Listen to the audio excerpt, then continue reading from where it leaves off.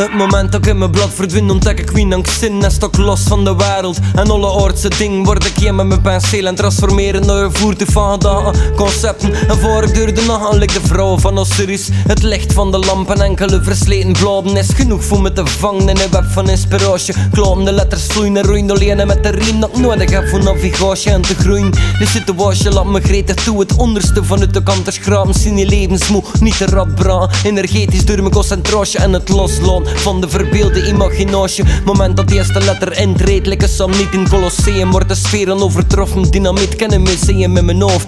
Kunstwerk is broze, zit niet achter slot en grendel, maar sta ik tentoon. Mijn hart is open, ook al ben ik een gedicht. Schrijven is hetgene dat me letterlijk verricht. En ik zweer, dat is het nieuw, ook uit mijn rechten op een blad. Geef ik alles al die diepe in me zit. Mijn hart is open, ook al ben ik een gedicht.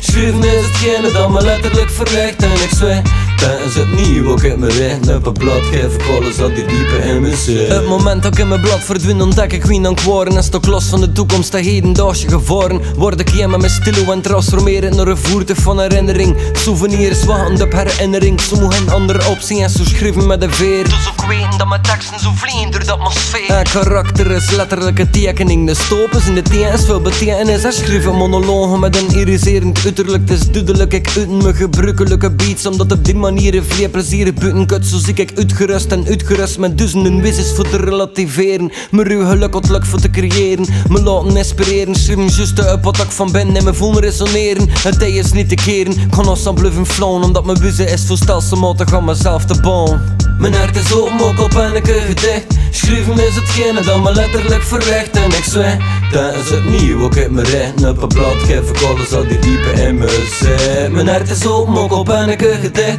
Schrijven is hetgene dat me letterlijk verlicht. En ik zweer, dat is het nieuw, ook uit mijn rechten op een blad. Geef ik alles al die diepe in me zit.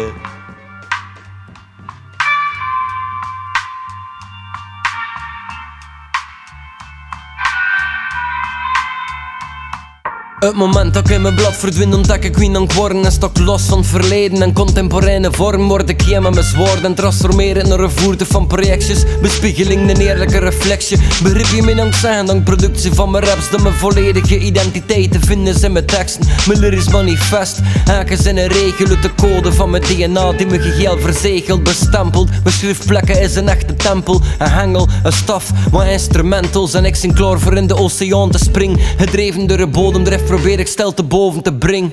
De kanten, de leegte, de alfa en omega. Ik schrijver in de wereld zie ik als een verre collega, medebroeder van het woord. Onderdanig aan de stroom van creatie en licht die zoekt achter een poort. Mijn hart is open, ook al ben ik een gedicht. Schrijven is hetgene dat me letterlijk verricht. En ik zweer, dat is het nieuw, ook uit mijn rechten op een blad. Geef ik alles al die diepe in me zit. Mijn hart is open, ook al ben ik een gedicht. Schrijven is hetgene dat me letterlijk verricht. En ik zweer, dat is het nieuw, ook uit mijn rechten op een blad. Geef ik alles al die diepe in me zit.